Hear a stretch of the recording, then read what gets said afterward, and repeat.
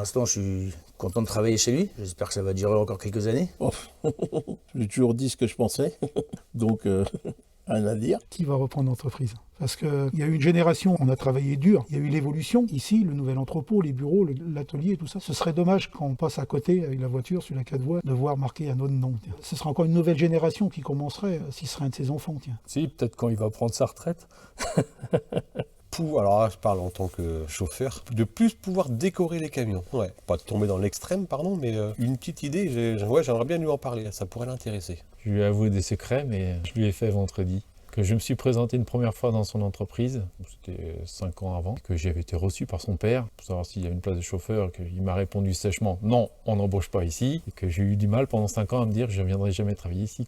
Qui viennent peut-être voir un peu comment ça a évolué le boulot, un peu, pour se rendre compte un peu des difficultés qu'on nous a rajoutées depuis quelques années, là, pour voir ce que c'est, quoi. Ce serait peut-être pas mal. Que lui dire qu'il a vraiment fait évoluer son entreprise avec son père. Il sait où il va et c'est un bon patron et il est à l'écoute et ça se passe bien. Tu. Ça fait 28 ans que je connais Jacques et j'ai jamais dit tu. Donc Jacques se dit tu.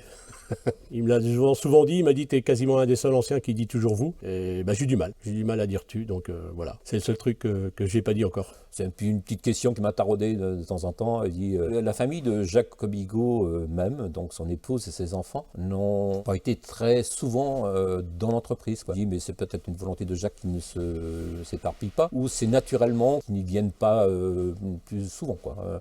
On aimerait bien les voir aussi. Avec Jacques, c'est ce qui fait que, je dirais, un bon patron, c'est qu'on peut lui dire tout ce qu'on a à lui dire quand on se voit. Et de la même façon que lui, il peut nous dire, il nous le dit d'ailleurs quand il y a besoin, il est toujours disponible. Si on doit frapper à sa porte pour lui demander une chose, il est toujours disponible. Bon, c'est un très très bon patron, ça c'est sûr. Hein. Franchement, il a la tête sur les épaules. Puis il calcule bien, il voit bien, il reconnaît bien ses chauffeurs.